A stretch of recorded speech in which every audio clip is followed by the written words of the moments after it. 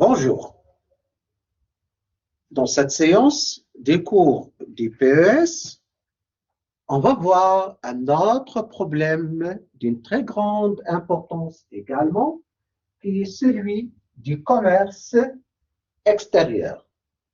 Comme vous le savez, toutes les théories économiques traditionnelles ont parlé du rôle important que peut jouer le commerce extérieur pour une nation. En effet, il n'existe aucun pays dans le monde qui peut vivre en autarcie et donc qui peut fermer ses frontières.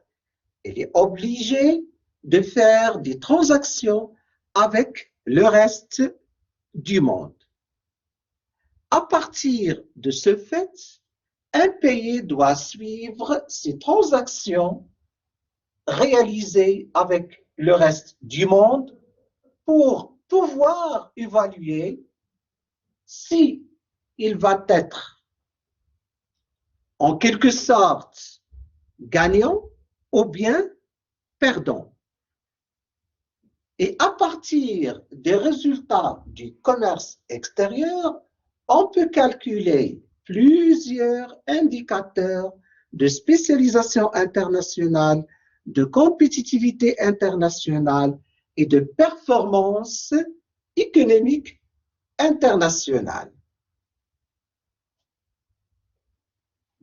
Dans un premier temps, on va commencer tout d'abord par définir qu'est-ce qu'on entend par la balance des paiements. La balance des paiements peut être définie comme étant un document comptable ou bien statistique qui présente ou bien qui retrace ou bien qui enregistre l'ensemble des flux entre une économie et le reste du monde durant une période donnée. Généralement, c'est une année, on peut avoir l'exercice comptable. La balance des paiements est l'un des documents couramment utilisés pour élaborer ou pour réaliser ou pour faire le diagnostic de l'état de santé macroéconomique d'une économie. Pour voir est-ce qu'il est déficitaire ou non par rapport au reste du monde, pour voir est-ce qu'il peut gagner des devises dans le cadre des transactions avec l'étranger ou non. Donc, comme je viens de le dire, la balance des paiements, il décrit les relations entre les nationaux et les agents qui n'appartiennent pas à l'économie nationale. Donc, il va être contraint de payer avec des moyens de paiement internationaux, des devises convertibles, telles que le dollar, telles que l'euro, qui sont des monnaies acceptées par les non-résidents. On utilise également les droits de tirage spéciaux. C'est pourquoi un pays doit avoir suffisamment de devises pour effectuer les paiements, pour pouvoir payer ces transactions avec le reste du monde.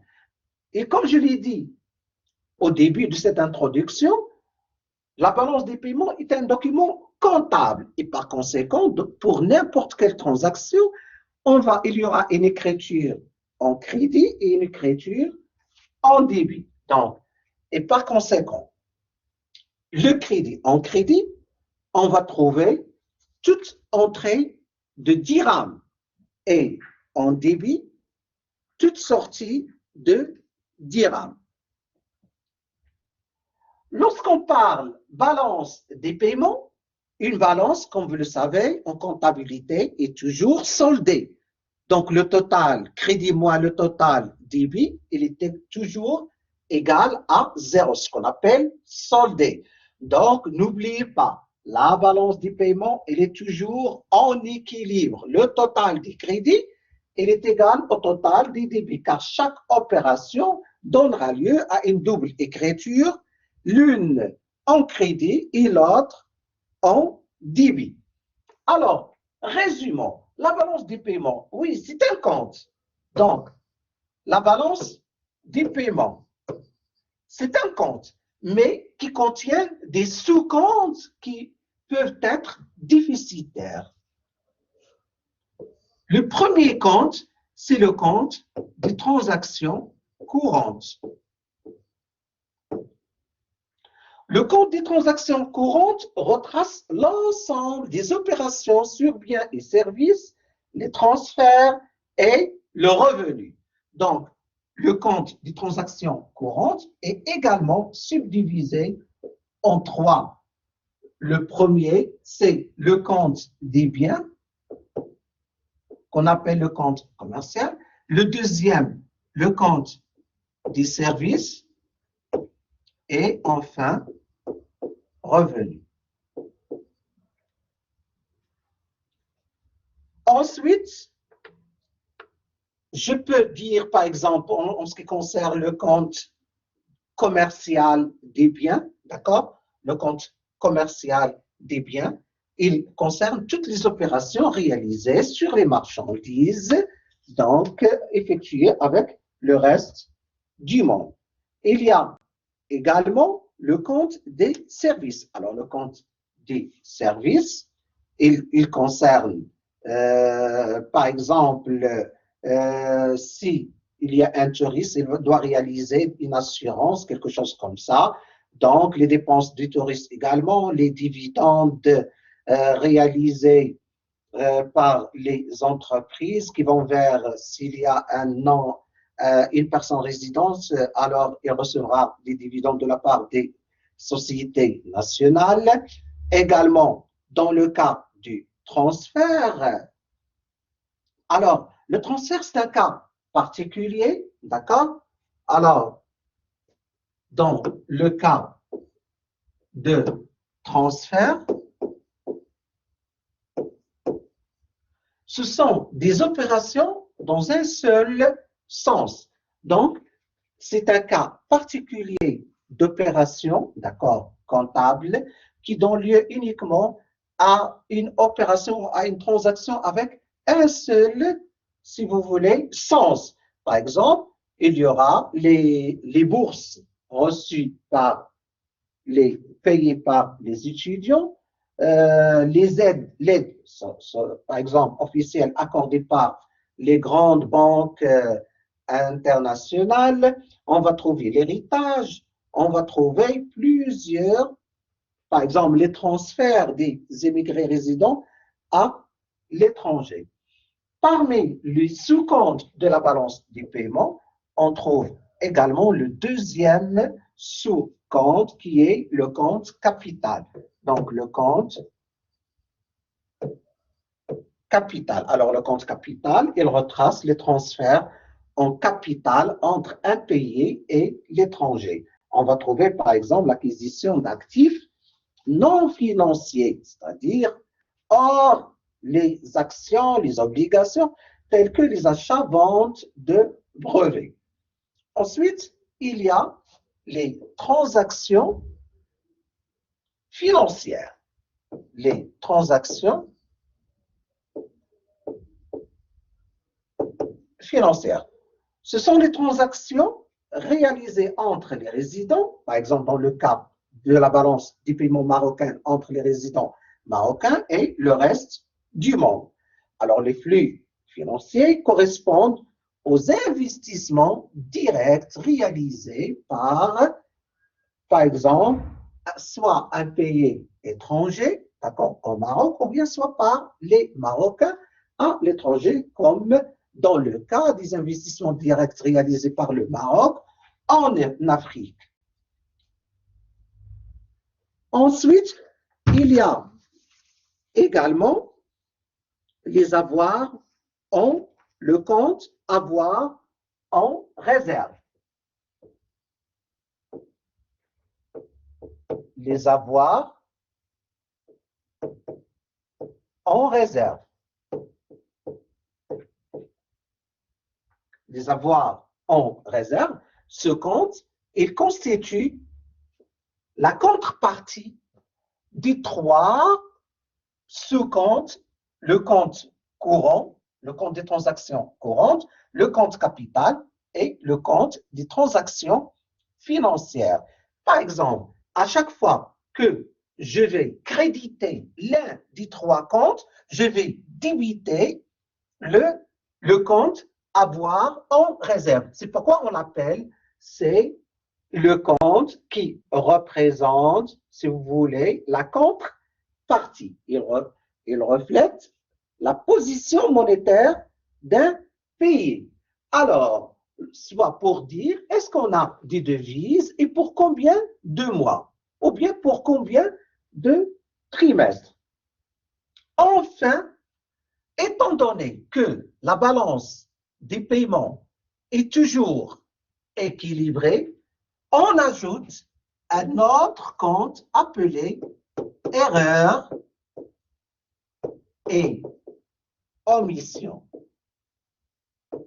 pour solder, pour que le solde de la balance du paiement soit égal à 0, c'est-à-dire pour qu'il soit équilibré. Alors, le solde, je vais vous donner un exemple. Un pays, par exemple comme le Maroc, peut importer une marchandise en admission temporaire. Qu'est-ce que j'entends par l'AT? L'AT, admission temporaire. Je vais importer temporairement, par exemple, le cuir pour le transformer avec l'obligation de le transformer et de l'exporter par la suite. Donc, je ne vais pas payer des droits d'importation. Toute importation en admission temporaire est exonérée, si vous voulez, des taxes payées par les autres pays qui vont être par les autres produits ou les autres ressources ou approvisionnements qui vont être transformés et vendus localement. À partir des résultats de la balance des paiements, on peut calculer plusieurs indicateurs qui vont nous donner un bilan de l'état de santé macroéconomique du pays pour dire notamment est-ce que le pays a suffisamment de devises pour effectuer des achats à l'avenir ou bien est-ce que le pays est capable de se spécialiser dans telle ou telle activité ou industrie?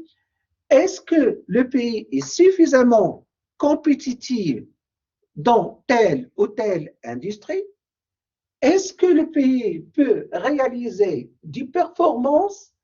Il peut également, le balance de paiement en tant que document comptable, il peut nous donner une idée sur les activités où il peut y avoir une promotion des exportations, car il va être source d'entrée de devises. C'est pourquoi on va voir à travers un exemple d'application directement comment on peut calculer les indicateurs de santé macroéconomique d'un pays. On vous donne la balance du paiement résumée avec les soldes, d'accord? Avec les soldes, bien sûr, par exemple, ici, l'ensemble. Par exemple, comment j'ai trouvé 138 pour le compte exportation des biens, c'est le total des crédits moins le total des débits. Donc ici, c'est crédit moins débit. Donc ici, c'est positif. Dans d'autres, on va trouver est négatif. Le premier indicateur qu'on peut calculer, c'est le solde commercial. D'accord? On dit d'ailleurs, il y a un abus d'utilisation du terme balance commerciale. Il est faux de dire, absolument faux de dire balance commerciale. On dit un compte commercial, car le compte commercial peut être déficitaire. Et par conséquent, on parle compte commercial, d'accord? Alors, on peut vous demander le solde. Alors, par exemple, le solde commercial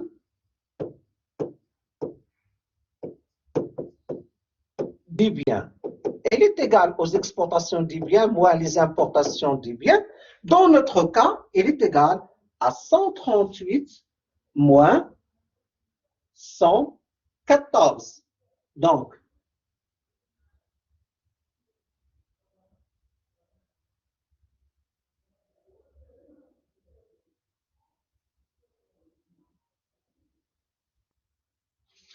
elle est égale à 138 moins 114 qui est égal à 24 milliards. La même chose, je peux calculer le solde commercial service qui est égal à 97 moins 97 moins 7 moins 1, 6, 9 moins 7, 26. Donc, on peut remarquer que ce pays, il exporte plus, si vous voulez, il exporte plus de services que de marchandises. Alors, c'est une caractéristique des pays développés, par exemple, qui exportent les logiciels comme service principal source de devises. Ensuite, on peut calculer le solde commercial, mais cette fois-ci, biens et services. Elle est égale à 24 plus 26, qui est égal à 50. Comme on peut également calculer le taux de couverture. Le taux de couverture des importations par les exportations. Donc, le taux, c'est un rapport, tout d'abord, c'est un rapport. C'est les exportations sur les importations. Les exportations sur les importations des biens. Donc, elle est égale à 138 divisé par 114, qui est égal à multiplié par 100, car les indices, les taux sont toujours donnés en pourcentage. Donc, multiplié par 100, qui est égal à 121,05%. On peut également calculer le taux de couverture des services, comme on peut également calculer le taux de couverture des biens et services. Lorsqu'on calcule le taux de couverture de services, c'est 97 divisé par 71. Et lorsqu'on cherche à calculer le taux de couverture des biens et services, c'est 138 plus 97 sur 114 plus 71. Ensuite, on peut calculer le degré d'ouverture.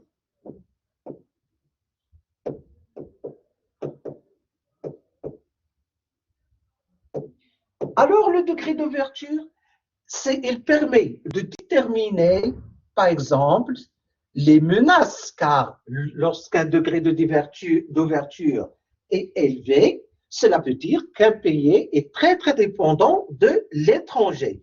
Et par conséquent, il doit suivre de très près ses opérations et ses transactions avec le reste du monde. Alors, le taux d'ouverture, c'est tout simplement la moyenne des indicateurs exportation et importation divisé par le PIB. on doit savoir la moyenne, on doit calculer, c'est en quelque sorte, les exportations plus les importations sur 2, le tout sur le PIB.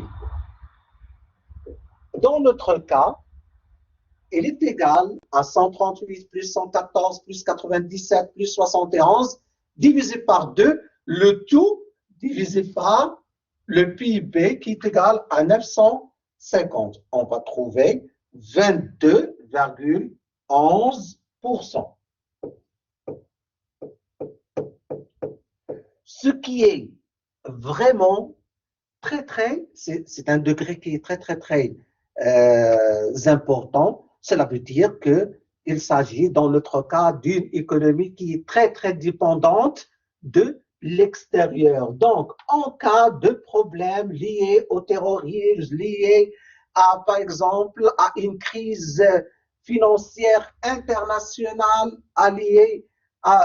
il y aura, si vous voulez, un impact direct sur l'économie de ce pays. Donc, dans notre cas, c'est un exemple fictif, donc ce n'est pas réel, d'accord? J'ai donné un exemple comme ça, rien que pour vous montrer comment on peut calculer tous les indicateurs qu'on peut avoir à partir de la balance des paiements. Ensuite, on peut calculer un autre indicateur qui est le taux de pénétration. Alors, le taux de pénétration permet également de donner une information sur la dépendance d'un pays du reste du monde en ce qui concerne ses importations. Donc, le degré ou bien le taux de pénétration, c'est les importations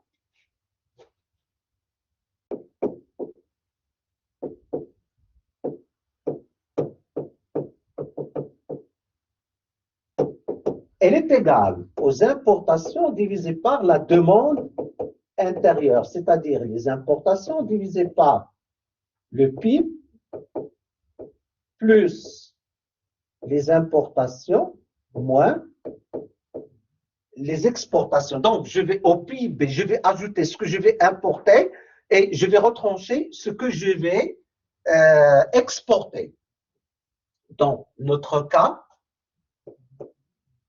elle est égale à 114 plus 71 divisé par le PIB 950 plus les importations 114,71 moins les exportations 138 et 97. On trouve 19,39%. Là également, on trouve que l'économie de ce pays est très dépendante en ce qui concerne les importations. Donc, il doit chercher comment résoudre ce type de problème et de réduire cette dépendance des importations en provenance du reste du monde. Un autre indicateur qu'on peut calculer, c'est l'effort à l'exportation.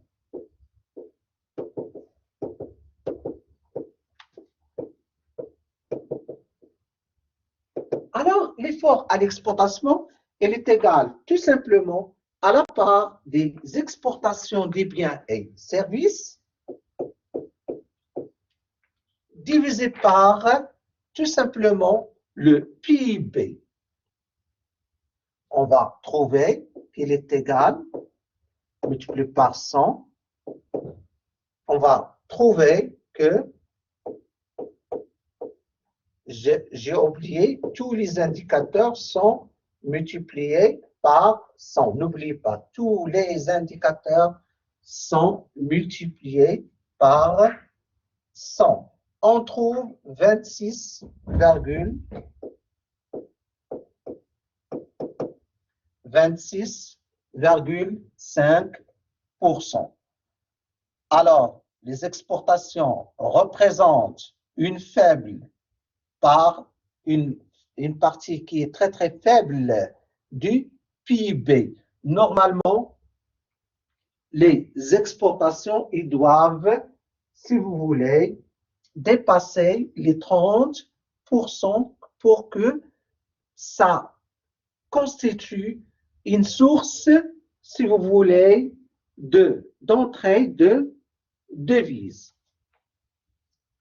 À la fin, on peut également calculer d'autres indicateurs tels que le taux de capacité de financement qui permet de donner une information sur la capacité ou bien le besoin de financement. Alors, cet indicateur, il est rapporté au PIB, c'est-à-dire divisé par le PIB. Une information qui est très, très importante et de très grande importance. Lorsque le solde commercial des biens et services est déficitaire, à ce moment-là, on va vers les réserves, on va vers les devises qu'on a en réserve. Et si on n'a pas assez de devises pour couvrir ce déficit, le pays est contraint de recourir à la dette extérieure. Donc, il doit s'endetter. Pourquoi? Car pour payer les marchandises et les services en provenance de l'étranger, on a besoin de devises. Et lorsqu'on n'a pas de devises, on ne peut pas payer par la monnaie locale. Donc, on serait contraint de recourir à la dette extérieure.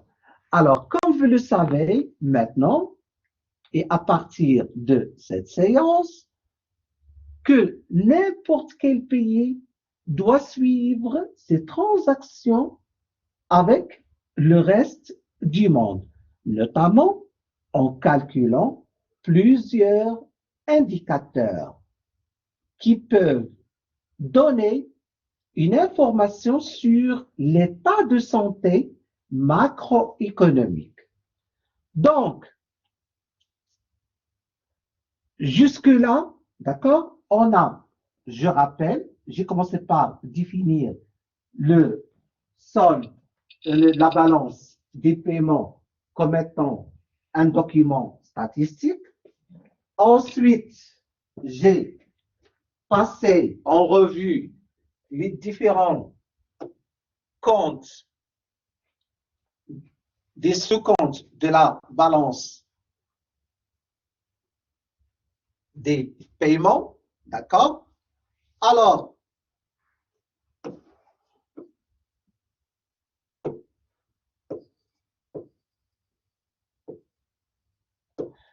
ensuite, j'ai parlé du compte courant, d'accord?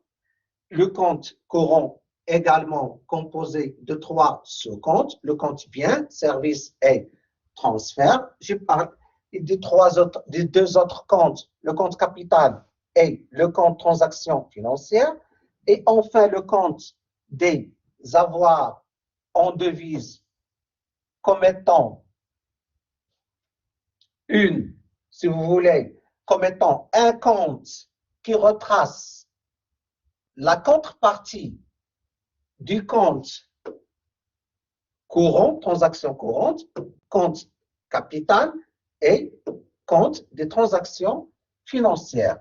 Et à la fin, on a parlé de compte erreur et omission. C'est pour solder, par exemple, si je trouve le solde de la balance des paiements est égal à 15, je vais mettre moins 15 dans le compte erreur et omission pour solder ma balance des paiements. Car, comme je l'ai dit tout à l'heure, la balance des paiements est un compte qui est toujours soldé. Donc, toujours, on va trouver le solde de la balance du paiement qui est égal à 0. Je vous remercie et à la séance prochaine. La séance prochaine, on va voir le problème de développement durable. Je vais essayer de vous donner quelques exercices, d'accord, pour bien travailler les indicateurs qu'on peut calculer à partir de la balance du paiement. Donc, je vous remercie et à la séance prochaine.